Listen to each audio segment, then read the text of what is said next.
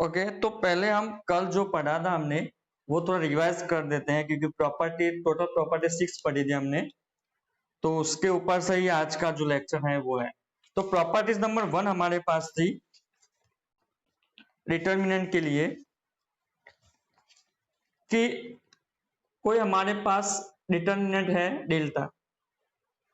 Okay, delta determinant है, या आप पहले मैट्रिक्स का डिटर्मिनेंट लेते।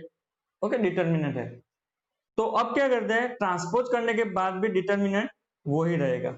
ओके, तो कोई भी मैट्रिक्स हमारे पास है या डिटर्मिनेंट है 1 2 3 4 5 6 7 8 9 ये है, इसका हम डिटर्मिनेंट की वैल्यू जो भी मिलती है वो, एंड ट्रांसपोज करने के बाद जो वैल्यू मिलती है वो दोनों इक्वल होगी।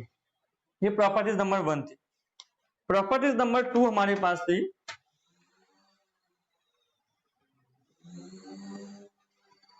कि मैट्रिक्स के अंदर, मैं पहले पढ़ लेता हूं, if any two rows or column of determinant are interchange then sign of determinant are changes. यानी कि हम अगर फॉर एग्जांपल मुझे क्या करना है, R1 इंटरचेंज R2 करना है।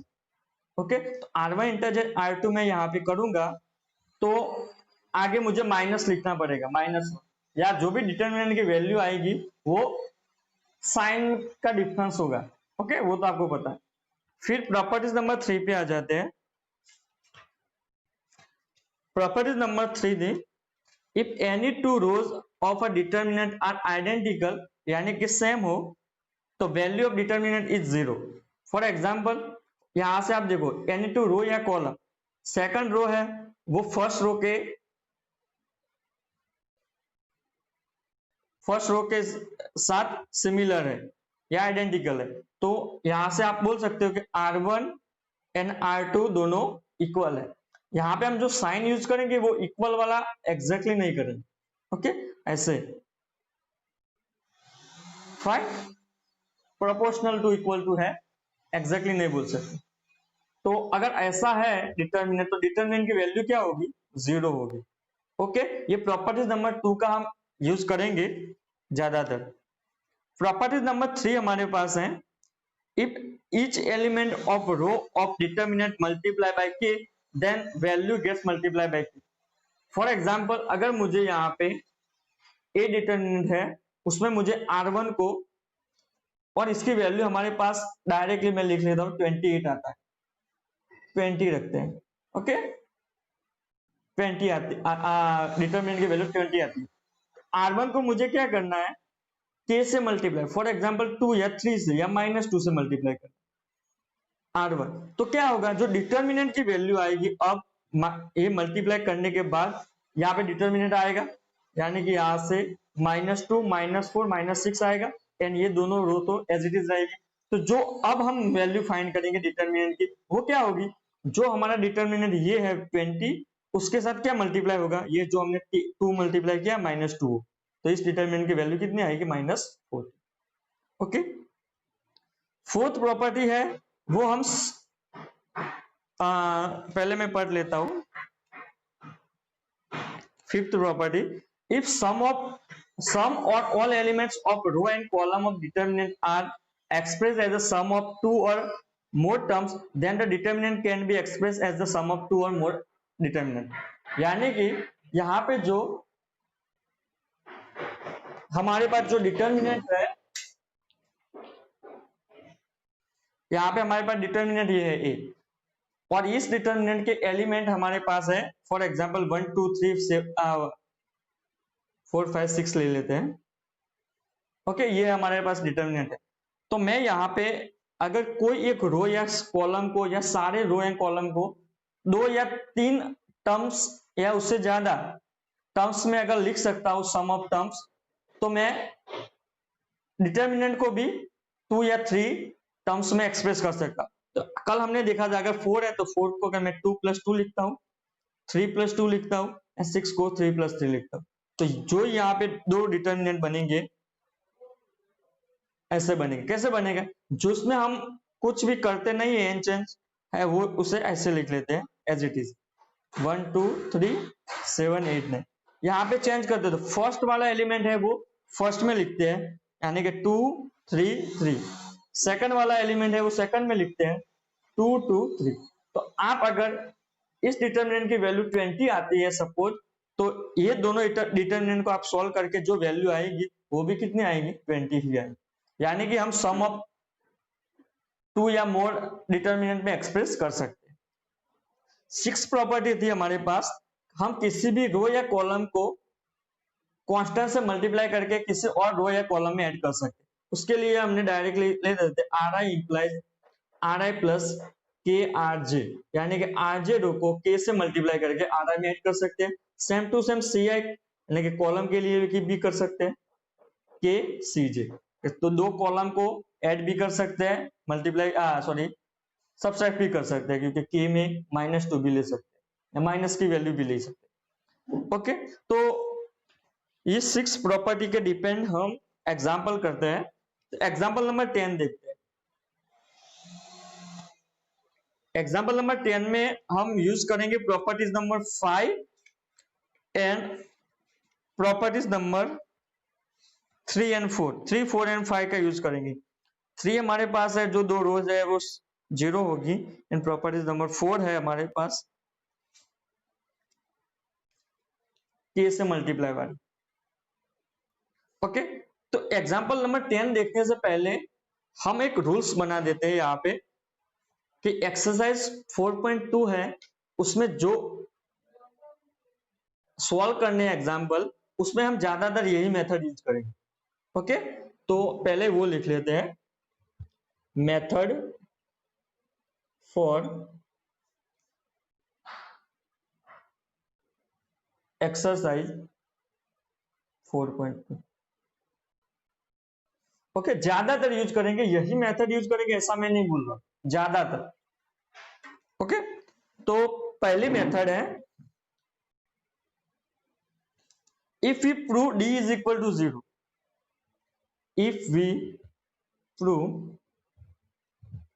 d is equal to 0। यहां पे जो d है वो क्या है, डिटर्मिनेंट है। ओके, डिटर्मिनेंट है। फॉर एग्जांपल यहाँ पे आपको दिया होगा ये डिटर्मिनेंट है, उसके इक्वल टू 0 प्रूव करना है। अगर आप एग्जांपल नंबर 10 देखेंगे उसमें देख सकते हो। ओके, 0 प्रूव करना है। तो हमें अगर d is equal to 0 prove करने के लिए कहीं भाई बोला है, तो हम क्या करेंगे, देन मेक एनी टू रो और कॉलम सेम।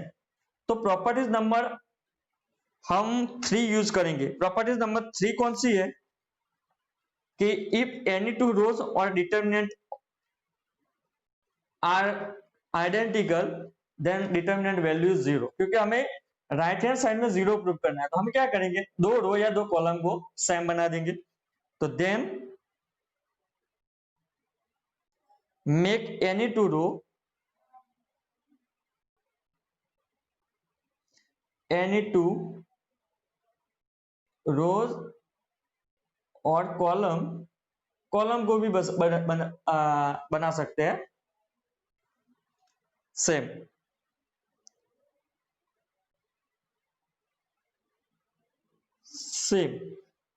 ये प्रॉपर्टीज नंबर 3 ही है, क्योंकि दो कॉलम या दो रोज अगर सेम हो जाती है तो डिटर्मिनेंट की वैल्यू 0 हो जाती है, राइट। तो अगर कहीं पर ये 0 प्रूव करने का बोला है तो वो प्रॉपर्टीज नंबर 3 को ही अप्लाई करेंगे ज्यादातर। और क्या अप्लाई करेंगे, make all 0 in any row या column. Make all 0 in any row और कॉलम। यहां से एनी रो एंड कॉलम पे 0 बनाने का फंडा क्या है, अगर आपने देखा होगा, फॉर एग्जांपल मेरे पास ये डिटर्मिनेंट है 0 0 0 1 2 3 4 5 6। तो मैंने आपको अगर डिटर्मिनेंट की वैल्यू फाइंड करनी है तो हम क्या, मैंने आपको बताया था कि जिस रो या कॉलम में ज्यादा 0 होंगे उसके रिस्पेक्ट में करेंगे। उसका हमें फायदा क्या होता है ज्यादा 0 से, क्योंकि 0 आगे होता है तो हमें आगे कुछ करने की जरूरत ही नहीं पड़ती। तो अगर आप तीनों 0 बना देते हैं रो में तो हमें आगे कुछ करने की जरूरत ही नहीं पड़ती, डायरेक्टली हम लिख सकते हैं कि वैल्यू 0 होगी। ओके, अगर किसी भी रो में तीनों 0 या कॉलम में 0 आ जाते हैं तो डिटरमिनेंट की वैल्यू 0 हो जाती है, आप डायरेक्टली लिख सकते हैं। ओके, फॉर एग्जांपल ऐसे हो जाता है कभी, यहाँ पे 0, यहाँ पे 0 1 2 लिखते हैं। ओके, तो ये फर्स्ट कॉलम है, उसके सारे एलिमेंट क्या है 0 है, तो तब भी ये 0 हो जाएगा। तो अगर आप यहां से देखेंगे हमें क्या करना है, प्रॉपर्टी नंबर 3 बनानी है, यानी कि 2 रोज या 2 कॉलम को सेम बनाना है, या सारे एलिमेंट को एनी रो या कॉलम में 0 बनाना है। ओके, एंड सेकंड में हमें if you prove D is equal to something, D is equal to something, something का मीनिंग है कुछ होगा प्रूव करने के लिए। फॉर एग्जाम्पल यहाँ पे डिटर्मिनेंट है उसकी is equal to A square plus 2a, something prove करना है तो बोला है with the help of properties. हो यहाँ पे with the help of properties की बात हो रही है, डायरेक्टली आप एक्सपांशन करेंगे तो ये वैल्यू आ ही जाएगी, ये 0 भी आ जाएगा कहीं पर से, हमें कुछ करने की जरूरत नहीं। लेकिन अगर एग्जाम्पल में पूछा है with the help of properties prove that, okay, तो समथिंग के लिए आप एग्जाम्पल 11 देख सकते हो कि एग्जाम्पल 11 में राइट हैंड साइड में हमें एक क्यूब प्रूव करना है। ओके, तो यहाँ पे एग्जाम्पल के तौर पे लिख सकते हो एग्जाम्पल 10। ओके, तो आपको याद हो जाएगी किसमें ये प्रॉपर्टीज यूज करनी है, किस टाइप में। D is equal to something हमें प्रूव करने को बोला है, then we try to make maximum 2 zeros in any row या column, then we try to make, हम ट्राई करेंगे बनाने का क्या, मेक मैक्सिमम, ज्यादा से ज्यादा 2 zeros in any रो और कॉलम। ओके, हम क्या करेंगे जब d is equal to something, for example आप एग्जाम्पल नंबर 11 में देख सकते हो, एग्जाम्पल नंबर 11 उसमें हम क्या करेंगे, समथिंग प्रूव करना है, एक क्यूब प्रूव करना है, तो हम क्या करेंगे यहाँ पे कोई भी रो में ज्यादा 3 बाय 3 का हमारे पास डिटर्मिनेंट है, तो मैक्सिमम कितने 0 हो सकते हैं, 2 0 हो सकते हैं। ओके, तो 2 0 क्योंकि 3 0 बना देंगे हम, और बनेगा भी नहीं क्योंकि ये 3 0 हो जाएंगे तो यहाँ पे वैल्यू एक क्यूब नहीं आएगी, यहाँ पे 0 हो जाएगा, क्योंकि हमें पता है किसी भी रो में अगर 3 0 आ जाते हैं तो वैल्यू 0 हो जाती है, राइट। जस्ट सेकंड,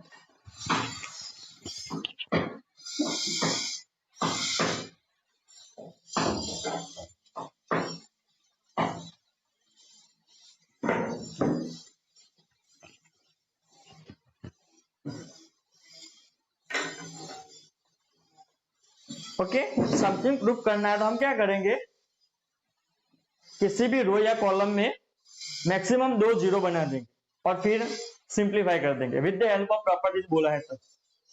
ओके, तो आप ये दोनों याद रखना। एग्जांपल नंबर पहले 10 देखते हैं।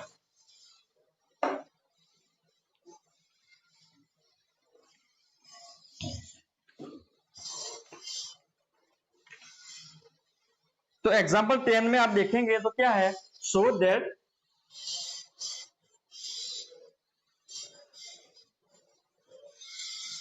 ए B C A plus 2x B plus 2y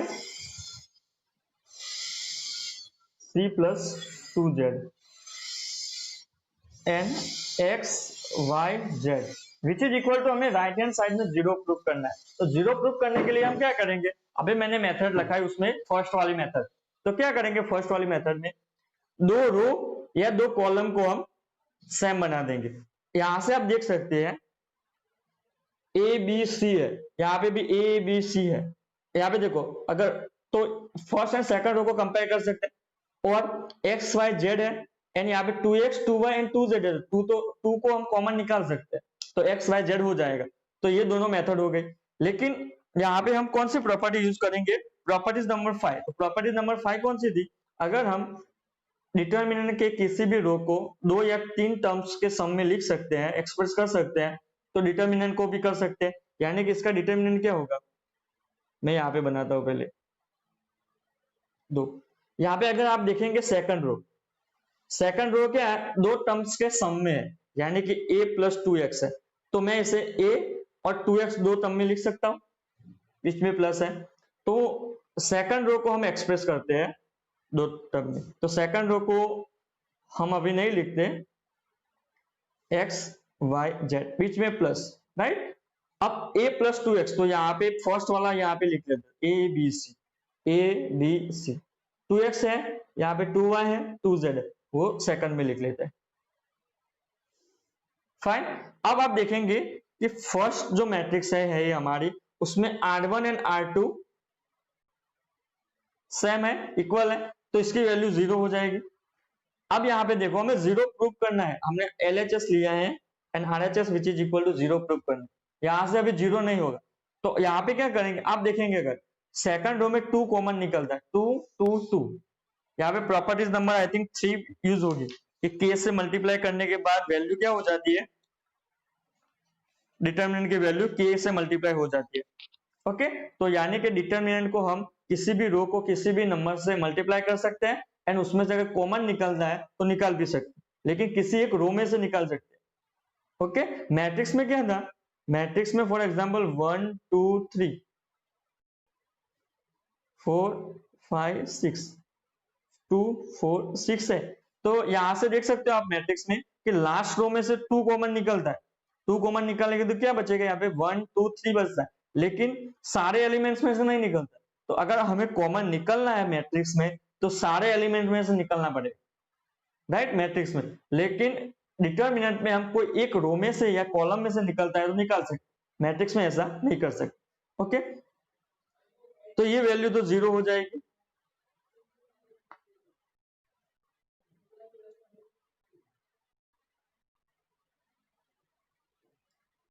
plus यहां से मैं लिखता हूं ABC XYZ, सेकंड रो में से मैं 2 कॉमन निकलता हूं, 2 यहाँ पे, XYZ सेम टू सेम। तो आप देख सकते हैं यहाँ पे R1 एंड R2 सिमिलर है एंड यहाँ पे R2 एंड R3 सिमिलर है।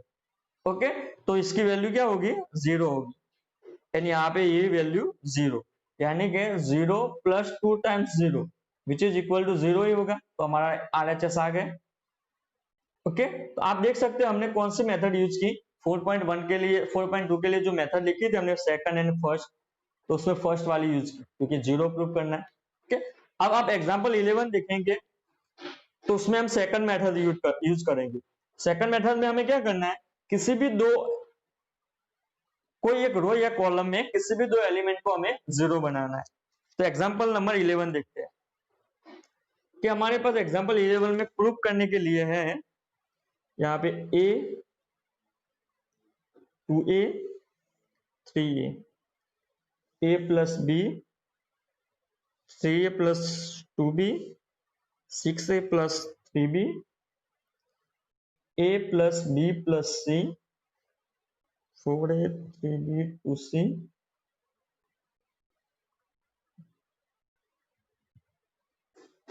विच is equal to a cube हमें प्रूव करना है। ओके, हमें a क्यूब प्रूव करना है, तो आप देखो राइट हैंड साइड में d की is equal to something prove करना है, a क्यूब। तो ऐसे में हम क्या करेंगे, किसी एक रो या कॉलम में 0 लाने का ट्राई करेंगे, तो कैसे आएगा 0,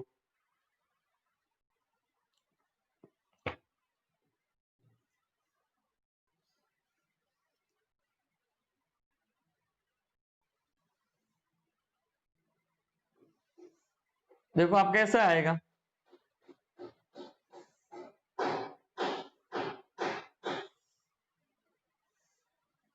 तो यहाँ पे आप देख सकते हैं कि यहाँ पे a है, यहाँ पे 2a एंड यहाँ पे 3a, यानी कि a के मल्टीपल ही है, तो हम a के मल्टीपल को सब्ट्रैक्ट कर दे दो। फॉर एग्जांपल मैं आपको समझाऊं, यहाँ पे a है एंड यहाँ पे 2a है, तो 0 आ सकता है, R1 में a है, राइट, उसे मैं 2 से या -2 से मल्टीप्लाई करूंगा, यानी कि -2, और उसे मैं R2 में ऐड कर दूंगा, R2 में ऐड कर दूंगा, क्या होगा 2a minus 2a which is equal to जी। सेम टू सेम मैं क्या करूंगा, R3 में R3 माइनस 2R1 3R1, क्योंकि यहाँ पे 3 है तो 3R1, तो ये भी 0 हो जाएगा। तो ये दोनों ऑपरेशन पहले हम यूज करते हैं, क्योंकि यहाँ पे हमें 2 0 लाने हैं, तो यहाँ से और यहाँ से 0 हो जाएगा मैक्सिमम। ओके, तो मैं पहला ऑपरेशन क्या अप्लाई करता हूँ कि R1 implies sorry R2 implies R2 minus 2R1, यहाँ पे 0 हो जाएगा। तो a plus B, a plus B plus C, 3a 6a plus 3b and 10a plus 6b plus 3c। हमें एक क्यूब प्रूव करना है, हम LHS लेके चलते हैं, राइट। अब हमें क्या करना है, 2 से मल्टीप्लाई करके इसमें डालेंगे तो ये तो 0।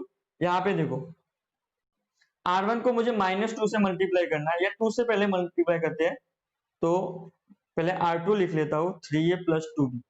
R1 को मुझे 2 से मल्टीप्लाई करना है 2a प्लस 2b, यहाँ पे माइनस, तो यहाँ से a प्लस ये तो 0 हो जाएगा, यानी कि यहाँ पर हमें a मिलेगा। लास्ट में हमें क्या मिलेगा, आप कर लेना, डायरेक्टली मैं लिख लेता हूँ 2a प्लस b मिलेगा। ओके, अब हमारा लास्ट टारगेट कौन सा है,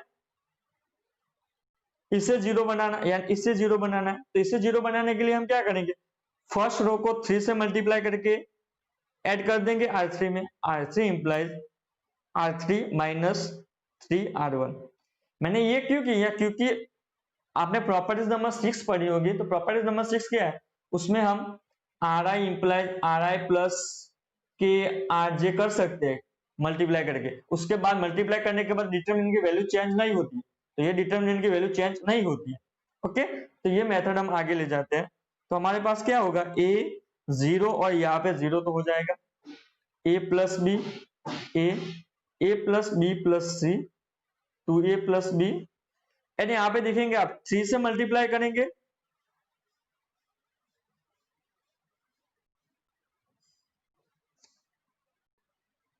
या आप 3 से मल्टीप्लाई करेंगे तो यहाँ पे क्या होगा 3a हो जाएगा, एंड यहाँ पे 7a प्लस 3b। ओके, अब प्रॉपर्टीज नंबर जो हम मैंने लिखाई थे अभी के rules for the proof d is equal to something हो तब, तो उसमें आपने देखा था, मैंने लिखा था किसी एक रो में 2 या 2 से मैक्सिमम 2 0 लाना है, तो यहां से आप देखेंगे तो इसमें मैक्सिमम 2 0 आ जाता है। तो आप यहां से अगर सिंप्लीफाई कर देते हैं तो आंसर आ जाता है, तब भी सही। लेकिन हम क्या ट्राई करेंगे, मैक्सिमम 0 हो सके किसी एक या मैट्रिक डिटरमिनेंट में, तो तब भी कर देंगे।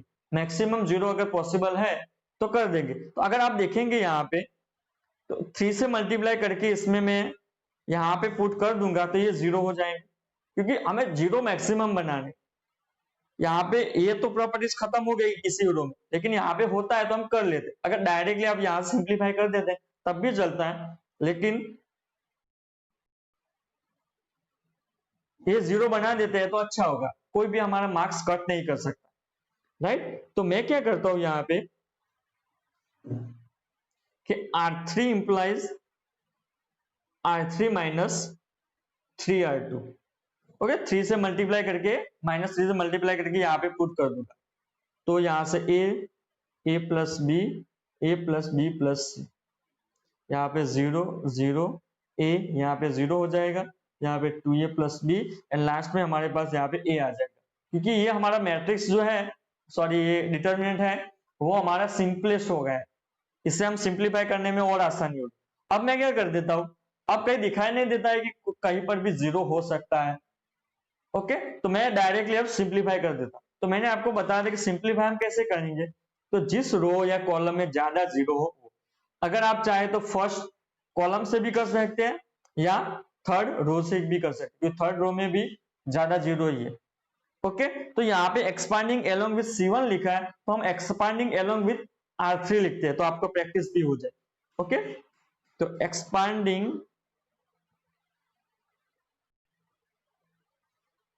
एलोंग विथ R3, तो R3 के लिए एक्सपांड करना है तो पहले हमें साइन लिखने पड़ेंगे, तो plus minus plus minus plus minus plus minus plus, यानी कि R1 एंड R3 का सेम ही आता है। ओके, तो यहां से लिखो 0 0 है तो हमें कुछ करने की जरूरत ही नहीं, लास्ट में ए है, ए लिखो, प्लस है ए, यहाँ पे क्या आएगा माइनॉट, यहाँ पे कोएफिशिएंट कोफैक्टर लिखना है तो यहाँ पे प्लस माइनस का, ये क्या है कोफैक्टर का प्लस माइनस ही है। कोफैक्टर में हम क्या करते थे -1/i+j करते थे, तो ये i+j क्या है माइनस प्लस ही है, ये लिख लिया हमने डायरेक्ट। तो हम बाजू में साइड में क्या लिखेंगे माइनॉट, तो यहाँ इसका माइनॉट क्या होता है a0 a+b a। ओके, तो यहां से अगर आप सिंप्लीफाई करेंगे हमारे पास बाहर a तो है 2/2 डिटर्मिनेंट है, तो स्क्वायर माइनस ये तो 0 हो जाएगा 0, तो a इंटू ये क्या आ गया हमारे पास वैल्यू। ओके, तो आप एक्सपांड करेंगे जब भी इसे तो ज्यादा जीरो उसमें से करेंगे। ओके, और डिटर्मिनेंट में मैक्सिमम 0 बनाने का हम ट्राई करेंगे, बनते हैं तो, नहीं बनता है तो कोई बात, फाइन।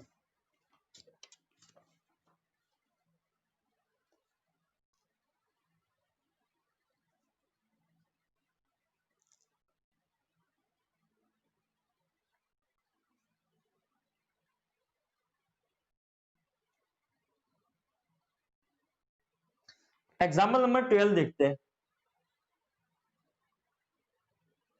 x प्लस वाई है, y प्लस जेड है, z प्लस एक्स है, z X Y 1 1 which is equal to 0 prove करना है। तो 0 प्रूव करने के लिए मैंने आपको बोला था क्या करना है, किसी एक दो रो या कॉलम को सेम दिखाना है। तो यहां से अगर आप देखेंगे लास्ट रो है उसमें 1 1 1, ओके, एंड ऊपर आप देखेंगे फर्स्ट रो में यहाँ पे x प्लस वाई है, क्या नहीं है z नहीं है, क्योंकि हमारे पास 3 वेरिएबल है x y and z, x and y है z नहीं है, तो यहां से हम ले सकते हैं, ऐसा सोच सकते हैं।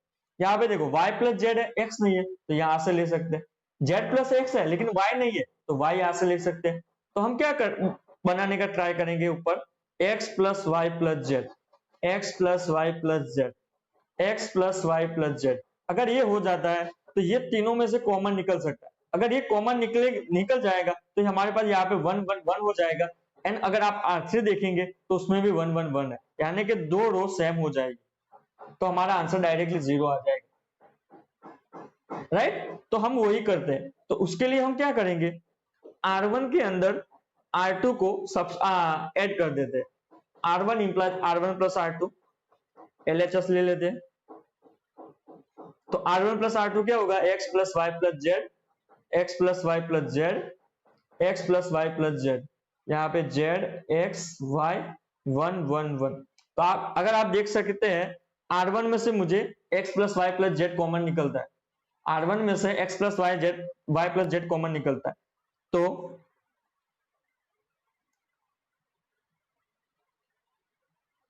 हम क्या करते हैं टेक कॉमन आउट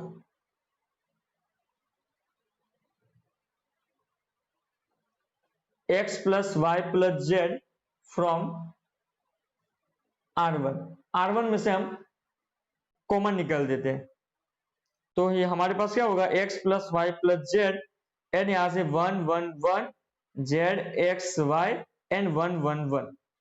ओके, तो यहां से हम डायरेक्टली लिख सकते हैं कि R1 is similar to R3, therefore इसकी वैल्यू क्या आ जाएगी 0।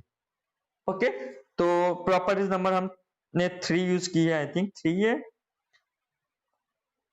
प्रोपोर्शनल है, यानी कि इक्वल तो नहीं है लेकिन प्रोपोर्शनली इक्वल टू बोल सकते हैं, उसके लिए ये सिंबल है, छोटी मत बड़ी मत। ओके, तो 0 प्रूव करना है तब हम ज्यादातर क्या करेंगे दोनों रो को इक्वल बनाने का ट्राई करेंगे या कॉलम को, फाइन। अब एग्जांपल नंबर 13 आप कर सकते हैं, क्योंकि उसमें प्रूव करना नहीं है, सिंप्लीफिकेशन ही करना है। ओके, तो मैं आप पे छोड़ देता हूं, एग्जांपल नंबर 14 पे आ जाता हूं।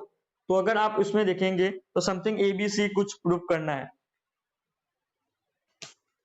ओके, तो B plus C A A B C plus A B C C A plus B which is equal to 4ABC प्रूव करना है हमें। फाइन, हमें LHS ले लेते हैं।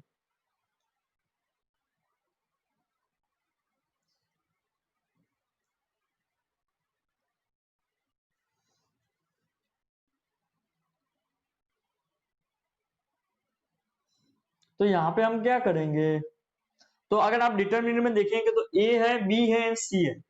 डिटर्मिनेंट के अंदर एबीसी के अलावा कुछ है नहीं, तो हमें कुछ एबीसी के फॉर्म में कुछ करना पड़ेगा, राइट। तो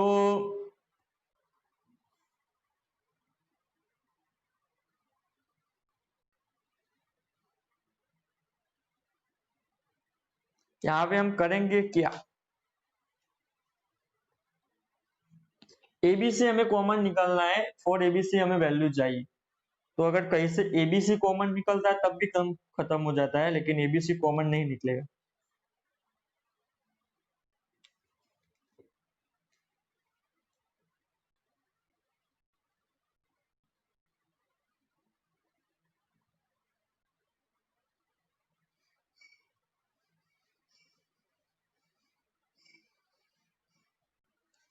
तो यहाँ पे मैं क्या करता हूँ, मैक्सिमम जीरो बनाने का ट्राई करता हूँ। अगर मैक्सिमम जीरो बनाने हैं तो यहाँ से आप देख सकते हैं,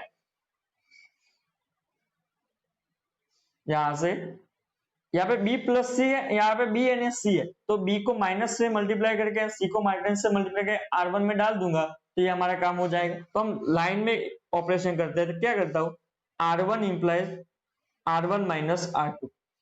ओके, तो R1 माइनस R2 अप्लाई करूंगा तो ये b तो माइनस हो जाएगा, यानी कि c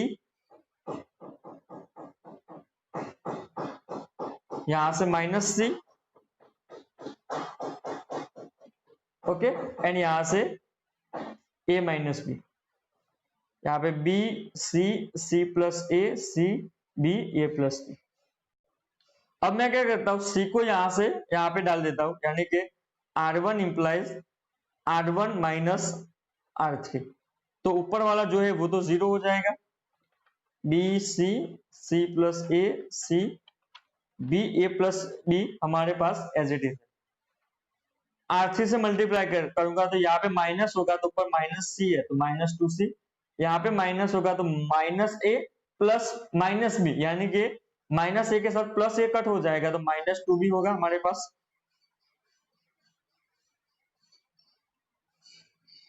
ओके, ये हमारे पास आता है। अब हमारे पास अगर बुक में आप देखेंगे तो उन्होंने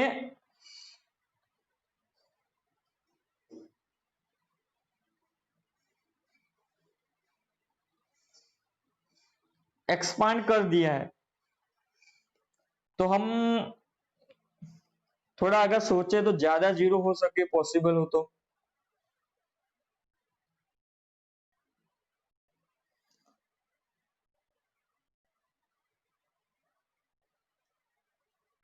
एक बात यहां से कर सकते हैं, करना यहां से -2 में कॉमन निकाल देता हूं, -2 बाहर लिख लेता हूं। फाइन, अब क्या करता हूं, देखो यहाँ पे c है, यहाँ पे c है। ओके, तो मैं क्या करता हूं, यहाँ पे लिखता हूं मैं कि R3 implies R3 minus R1, R1 को माइनस करके इसमें से सबट्रैक्ट कर देता हूं, तो ये ज्यादा अच्छा रहेगा। यहाँ पे b, यहाँ पे c, c b c plus a b, यहां से देखो जीरो हो जाएगा ये,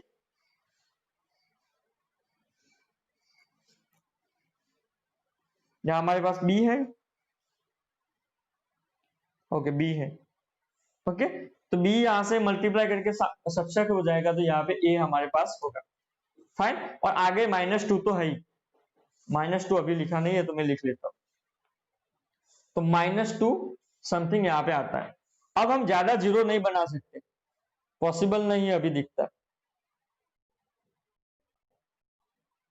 अगर बनाना है तो बना सकते हैं, यहां से b को इसके अंदर ऐड कर देते हैं तब भी हो जाएगा।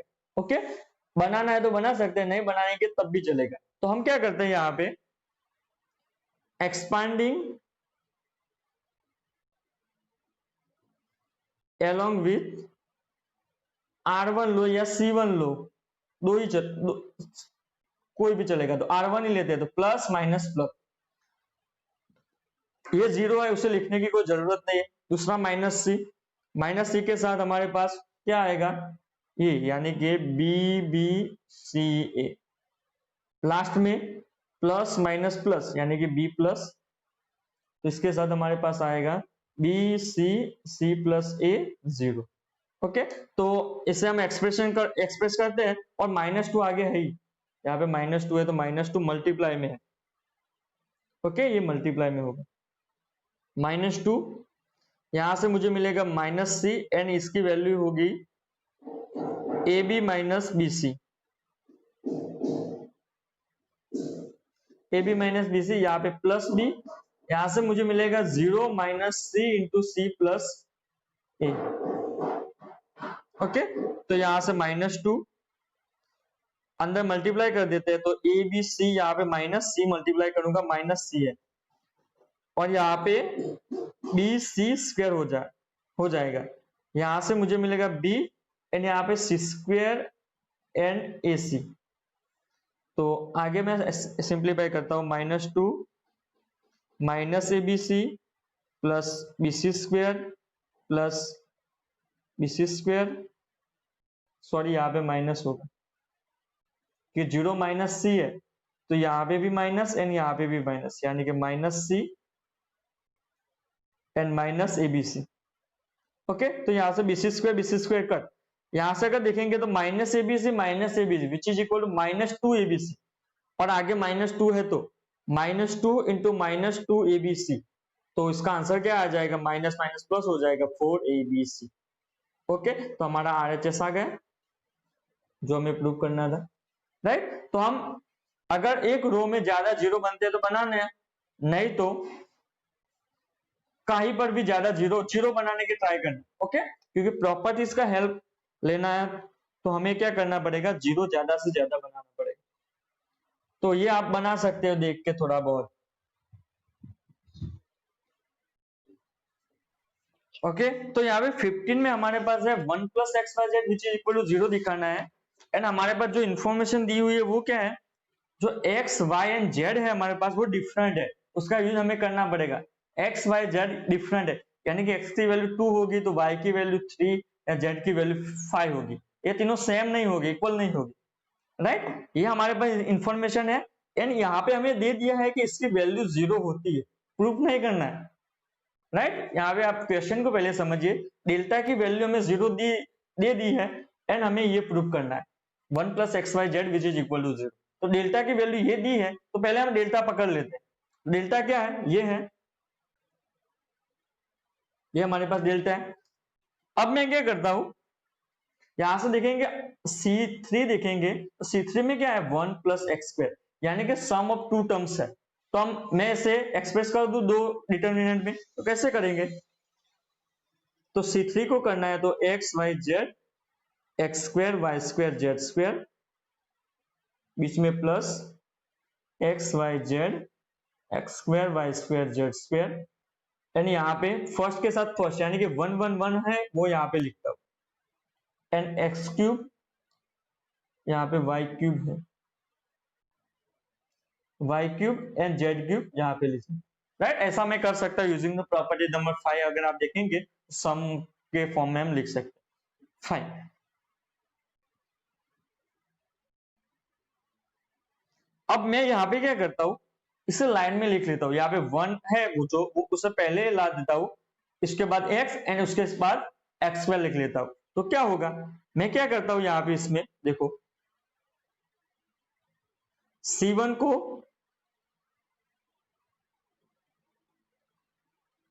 या अगर आप देखेंगे तो पहले C2 को C3 के साथ, C2 interchange with C3, okay, तो C2 एंड C3 को हम इंटरचेंज करते हैं, फिर हम क्या करते हैं and C1 interchange C2, okay. तो मैं आपको यहाँ पे रफ में करके इसका दिखा देता हूँ कैसे होता है। तो देखो आप एक्स वाई जेड, पहले हम ये अप्लाई करते हैं, ओके, तो C1 इंटरचेंज C3 यानी कि C1 एंड C3 को इंटरचेंज करना, C2 एंड C3 को इंटरचेंज करना है, तो ये होगा, राइट। अब क्या करना है दूसरा ऑपरेशन, ये यानी कि C1 इंटर C2, तो C1 1 1 1 आगे आ जाएगा, एक्स वाई जेड बाद में हो जाएगा, तो 1 1 1 एक्स वाई जेड। ओके, तो ये अप्लाई कर दिया हमने। फिर यहां पे हम क्या करते हैं, अगर आप देखेंगे फर्स्ट रो में से x, सेकंड रो में से y एंड थर्ड रो में से z कॉमन निकलता है। तो यहां पे हम क्या करते हैं, टेक कॉमन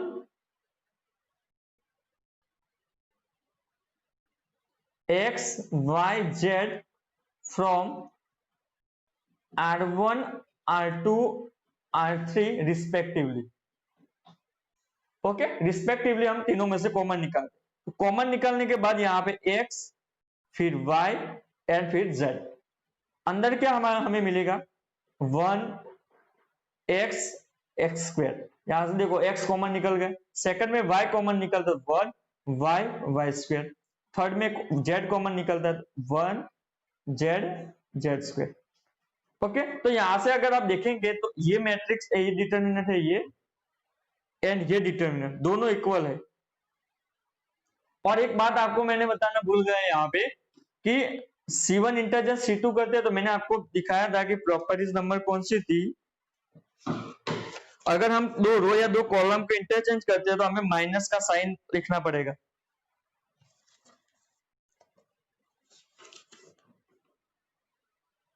प्रॉपर्टीज नंबर 2 देखो, इफ टू रो या column of determinant are interchange then sign of determinant are change. तो यहां से आप देखेंगे साइन चेंज होगी, तो साइन कैसे चेंज होगी, तो पहले हम C2 एंड C3 का किया तो साइन यानी कि आगे -1 लिखा, उसके बाद हमने क्या किया C1 एंड C2 का किया, फिर से -1 लिखा, तो यहां से -1 क्या हो जाएगा, +1 हो जाएगा। तो यहाँ पे मैं लिखता नहीं हूं, ओके, +1 हो जाएगा। फाइन, अब देखो ये दोनों है सेम, सेम है यानी कि कॉमन निकाल सकता हूं। तो यहां पे देखो आप,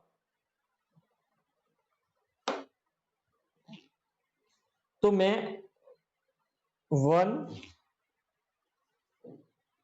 1 1 X Y Z x square Y square Z square वो कॉमन निकलता हो, तो अंदर हमारे पास क्या बचेगा, यहां से 1 एंड यहां से X into Y into Z, right. तो अब आप देखेंगे तो हम हमारे प्रूफ के बहुत करीब है।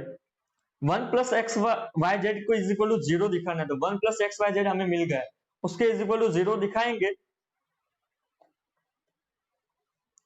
उससे पहले हमें क्या करना है, इसे सिंप्लीफाई करना है। अगर आप डायरेक्टली सिंप्लीफाई कर देंगे यहां से तो भी चलेगा, लेकिन मैंने क्या किया बोला था कि अगर आप हमें सिंप्लीफाई करना है तो ज्यादा से ज्यादा 0 हम बनाएंगे। तो यहां से देखो फर्स्ट कॉलम है, किसी भी कॉलम में या रो में 1 1 1 आता है तो हमें 0 बनाना आसान हो जाएगा, क्योंकि R1 एंड R2 को सब्सट्रैक्शन कर देंगे एंड R2 एंड R3 को सब्सट्रैक्ट करके 2 0 तो हमें आसान से बना सकते। ओके, तो मैं यहाँ पे क्या करता हूँ, पहले देखो आप R1 implies sorry R2 and R3 को बना देते 0, तो R2 implies R2 minus R1, right. तो R2 माइनस R1 में करूंगा तो 1 यहाँ पे 0 हो जाएगा, 1 यहाँ पे जेड स्क्वायर तो है, एक्स स्क्वायर भी है, यहाँ पे y माइनस एक्स होगा, R2 माइनस R1 है तो y square minus X square होगा, राइट। और फिर से क्या करता हूँ 1 प्लस एक्स वाई जेड यहाँ पे तो है, फिर से क्या करता हूँ R3 implies R3 minus R1, तो यहाँ पे भी 0 हो जाएगा। ओके, तो ये ऊपर मैं लिख लेता हूं, अरे यार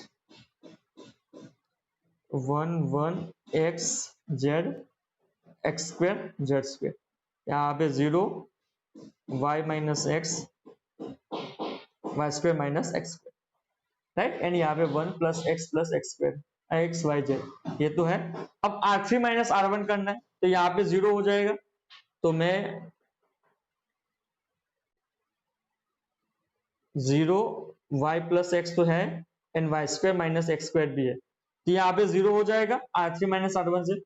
और R3 माइनस R1 तो Z यहाँ पे है एंड R1 एक्स है, Z माइनस एक्स यहाँ पे जेड स्क्वायर है एंड ऊपर एक्स स्क्वायर है, तो Z square minus X square, उसके साथ 1 प्लस एक्स वाई जेड तो है ही। फाइन, अब मैं क्या करता हूं, आप अगर देखेंगे सिंप्लीफाई करना है तो कर सकते हैं,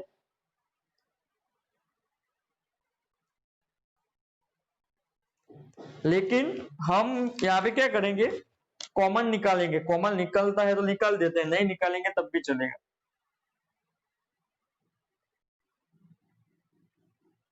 कि कॉमन निकालने से हमारा काम आसान हो जाएगा। तो क्या कॉमन निकालते, देखो R2 में से y minus x and R3 में से z माइनस एक्स कॉमन निकलता है, क्योंकि इसके फैक्टर क्या हो गए, वाई स्क्वायर माइनस एक्स के y minus x and y plus X. Okay, तो उसमें से y माइनस एक्स कॉमन निकल जाएगा, तो y minus x z minus x and ये वाला है 1 प्लस एक्स वाई जेड, उसे आगे ले लेते हैं। तो यहाँ पे क्या होगा 1 0 0 x 1 1, यहाँ पे एक्स स्क्वायर, यहाँ पे y plus x and z plus x हमारे पास हो गया। फाइन, अब मैं एक्सपांड कर देता हूं इसे, तो y minus X Z minus X 1 plus x Y Z, और एक्सपांड किसके फॉर्म में करेंगे, फर्स्ट कॉलम के। ओके, तो यहाँ पे प्लस है, इसे तो जरूर नहीं है, तो प्लस के साथ एक्सपांड कर देता हूं, तो 1, और यहाँ पे हमें मिलेगा ये वाला कट होगा, यानी कि z plus X minus Y plus X. Okay, तो इसे सिंप्लीफाई करेंगे तो y minus X Z minus X 1 plus x Y Z, and यहां से हमें क्या मिलेगा, देखो आप z plus X minus Y minus X, तो एक्स एक्स कट हो जाएंगे, तो z माइनस वाई हमारे पास होगा। तो यहाँ पे लिखते हैं y minus X Z minus x, and ये z माइनस वाई उसके साथ लिख लेता हूं पहले, एंड लास्ट में 1 plus x Y and Z. तो हम यहां से क्या लेके चलेंगे, डेल्टा लेके चले थे, डेल्टा। लेकिन आप देखेंगे अगर एक्सरसाइज में, सॉरी एग्जांपल में 15 के जो क्वेश्चन है उसमें, तो क्वेश्चन में हमें बोला है डेल्टा की वैल्यू 0 है, तो यहाँ पे 0 लिख लेता हूं। ओके, डेल्टा की वैल्यू 0 लिख लेता हूं। यहां से देखेंगे आप तो इसका मीनिंग क्या होता है, ये तीनों 0 होने चाहिए। इसका मीनिंग क्या होता है कि y माइनस एक्स 0 हो, या z माइनस एक्स 0 हो, z माइनस वाई 0 हो, या 1 plus X plus Y z 0 हो, तब ये वैल्यू 0 आ सकती है, राइट। लेकिन अगर आप देखेंगे क्वेश्चन में, तो क्वेश्चन में क्या बोला है कि x y एंड z की वैल्यू डिफरेंट है। तो डिफरेंट है यानी कि इसका मीनिंग क्या होता है, डिफरेंट है यानी कि y माइनस एक्स डिफरेंट है, तो y माइनस एक्स कभी 0 नहीं हो सकता, क्योंकि अगर y की जगह 5 है, x की जगह 3 है, तो ये तो 2 आएगा, कभी 0 नहीं आएगा, क्योंकि डिफरेंस वैल्यू है तो कभी 0 नहीं आएगा। Same to same z minus X कभी 0 नहीं आएगा, क्योंकि ये तो वैल्यू अलग है।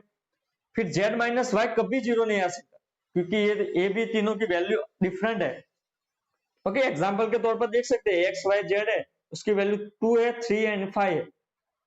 हमें क्वेश्चन में बोला है कि तीनों की वैल्यू डिफरेंट है, तो आप कभी भी करेंगे X minus Y, Y minus Z, Z minus Y, कब कुछ भी करेंगे कभी 0 नहीं आ सकता। ओके, अगर एक्स की वैल्यू 0 ले लेंगे तब भी नहीं आएगा, राइट। तो अब आप क्या बोल सकते हैं कि ये तीनों तो हमारे काम के नहीं है, तो ये तीनों की वैल्यू 0 नहीं होती, हमें पता चल गया। तो अब लास्ट ऑप्शन क्या बचता है यहां से, कि ये तो 0 होना पड़ेगा तभी 0 आंसर आएगा। ओके, तो यहां से हम क्या बोल सकते हैं, 1 plus x Y Z which is equal to 0। तो हमें जो प्रूव करना था वो आ गया, X Y Z which is equal to 0। Example के तौर पर भी देख सकते हैं। ओके, तो एग्जाम्पल के तौर पर अगर देखना है तो कैसे देखेंगे, एक्स की वैल्यू क्या लेंगे, वाई की वैल्यू क्या लेंगे, जेड की वैल्यू क्या लेंगे, तो यहाँ पे 1 है तो प्लस समथिंग यहाँ पे -1 बनाना पड़ेगा, तो -1 कैसे बनाएंगे, तो बन जाता है यहाँ पे x की वैल्यू 1, तीनों की वैल्यू डिफरेंट लेनी है वो हमें याद होना चाहिए। यहाँ पे 1/2 एंड z की वैल्यू -2 लेता हूँ। देखो x की वैल्यू 1, y की वैल्यू 1/2 एंड z की वैल्यू -2, तीनों की डिफरेंटली, यहाँ से कट हुआ तो क्या आया 1 plus -1 which is equal to 0। यानी कि ये तो पॉसिबल है 0 बनाने का, राइट, लेकिन ये तो पॉसिबल नहीं है कभी भी, राइट। तो आप देख सकते हैं कि x minus Y, Y minus Z, Z minus X कभी 0 नहीं हो सकते। तो हमें जो प्रूफ करना था 1 plus x Y Z which is equal to 0 हो जाता है।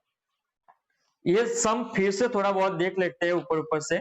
हमें डेल्टा की वैल्यू 0 दे दी है पहले से, एंड बोला है कि एक्स वाई जेड डिफरेंट है, एंड डेल्टा की वैल्यू 0 दे दी है। तो हम क्या करते हैं, डेल्टा लेके चलते हैं, उसमें कुछ ऑपरेशन करते हैं एंड हम 1 प्लस एक्स वाई जेड हम कहीं से बाहर निकाल देते हैं, right. 1 plus x Y Z बाहर निकाल देते हैं क्योंकि हमें इसकी जरूरत है, इससे हमें जीरो प्रूव करना है, तो पहले ये तो बाहर निकालना पड़ेगा, कहीं से लाना पड़ेगा।